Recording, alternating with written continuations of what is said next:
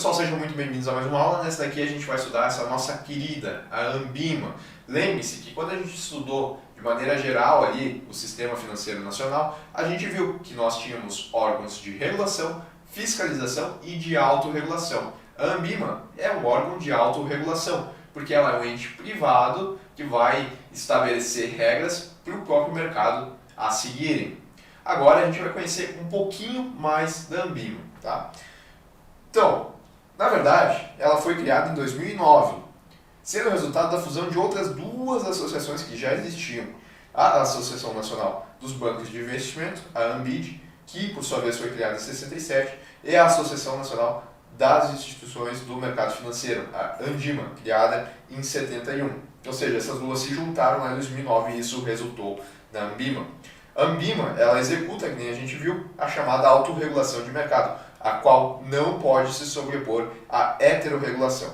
A heterorregulação é justamente aquela regulação que é feita pelos órgãos reguladores e fiscalizadores, o Conselho Monetário Nacional, o Banco Central e a CVM. A gente já estudou cada um deles. O que eu estou colocando para vocês, e na verdade já coloquei em outras aulas, mas vale o reforço, é de que essa autorregulação que a Ambima exerce, ou seja, as regras que a Ambima ela coloca para o mercado, elas não podem ser conflitantes com aquela que são dos órgãos reguladores. Entre uma regra da Ambima e uma regra do governo vai valer aquela do governo, do Conselho Monetário Nacional, do Banco Central. Porque a autorregulação, ela não substitui, mas ela complementa a chamada heterorregulação, que é a regulação externa. Indo além. Agora a gente vai ver quais são as atividades da Ambima, que são 4 basicamente. A primeira delas é de informar, e a gente vai ler aqui tal como a própria Ambima se define, porque se for cair em prova é exatamente isso daqui que ela vai cobrar. A Ambima, então, ela é a principal provedora de informações sobre os segmentos de mercado que ela representa. Ela produz e divulga um conjunto de relatórios, estatísticas, estudos, rankings, referências de preços e de índices, além de uma série de ferramentas de consulta que oferece aos seus associados de mercado. Basicamente, o que a Ambima está dizendo de si mesma é que ela é responsável por passar informações para a população como um todo, dos mercados que ela representa. Então, por exemplo, ela vai comparar a taxa aí de diferentes bancos, para o investidor saber se vale a pena ou não pegar emprestado o dinheiro ou investir, se ele estiver do outro lado da intermediação financeira. A ideia aqui é que a Ambima ela vai atuar passando essas informações. Por que isso é importante? Porque isso faz com que o mercado se desenvolva. Os agentes, eles percebam maior confiança no mercado. E se o mercado ele tem mais confiança, ele se desenvolve, porque as pessoas estão investindo nele. Outra atividade da Ambima é de representar. Bom, a Ambima ela entende que o mercado forte se faz com instituições sólidas e bem representadas, razão pela qual tem a atividade de representação como seu principal compromisso. Para torná-la eficaz e representativa da pluralidade de seus associados, mais de 1.000 profissionais que trabalham nas instituições associadas participam voluntariamente de comitês, subcomitês e grupos de trabalho. São nesses fóruns que nascem as propostas de aprimoramento das normas do mercado e as sugestões enviadas aos órgãos reguladores. Esses grupos também elaboram as regras que compõem os códigos de autorregulação, propondo boas práticas de negociação. Então a Ambima está falando que existem ali várias associações que estão associadas à Ambima. Dentro dessas associações existem profissionais que trabalham nos seus associados. E esses profissionais, eles se juntam. E aí a gente tem que eles se juntam em fóruns, comitês, subcomitês, justamente para desenvolver aquelas que vão ser as regras de autorregulação. Então, quanto mais profissionais estiverem lá, tende a se ter uma melhor autorregulação, porque eles conseguem colocar as situações que acontecem no dia a dia para que a Ambima ela vá lá e determine as regras de autorregulação. Então esse é o papel de representar da Ambima. A gente viu que ela informa o mercado, mas ela também tenta juntar o máximo de profissionais que estão na autorregulação dela para que essas regras elas de fato sejam eficazes. Além disso, ela também educa. O compromisso de educar parte da crença de que é possível transformar o mercado por meio da capacitação de seus principais agentes, que são os profissionais e investidores. Notem aqui que quando ela fala em educar, ela quer educar tanto os profissionais das instituições quanto os investidores, que a princípio eles não estão aqui, né, na autorregulação da Ambima, mas ainda assim a Ambima ela quer educar esses investidores. Por isso, as ações de educação se estendem à certificação e à educação dos investidores. Certificação para quem é profissional e a educação para quem está investindo. Certificação para capacitar os profissionais do mercado para que eles sejam multiplicadores de informações e de boas práticas. A ideia é que eu, certificado, consigo espalhar meu conhecimento para um colega que não seja.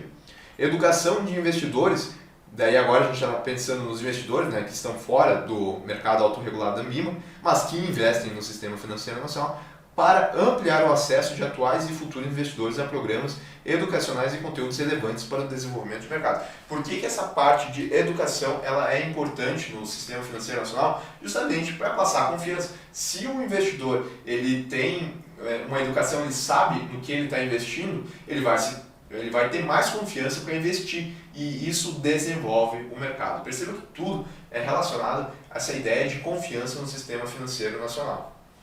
Por fim, das atividades aqui da Ambima, a gente tem a atividade de autorregular propriamente dita.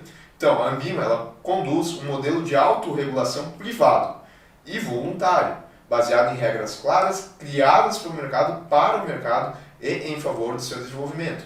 As regras são expressas em códigos de autorregulação e melhores práticas, aos quais podem aderir, inclusive instituições que não são associadas à Ambima. O cumprimento das normas é acompanhado de perto por uma área técnica que supervisiona as instituições, dá orientações de caráter educativo e ajuda na conclusão de processos avaliados pelos conselhos de autorregulação. Então a ideia aqui é de que a autorregulação, que são as regras que a Ambima ela estipula, elas vão estar previstas principalmente nos chamados códigos de autorregulação.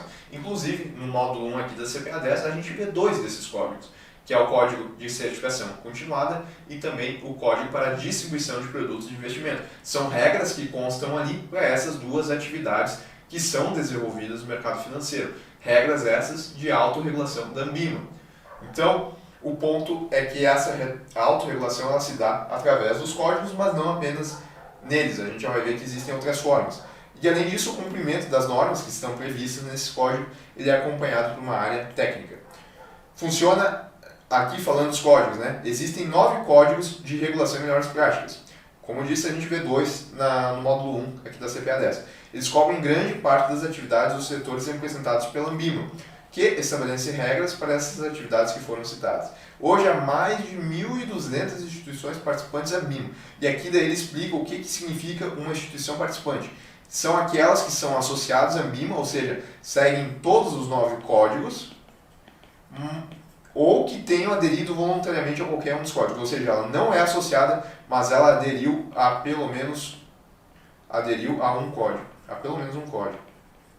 Ela não é associada, mas ela se torna uma instituição participante da Ambima. E aí são 1.200. Até porque a gente colocou aqui que esse modelo de autorregulação ele é voluntário, né? Então participa dele quem quer.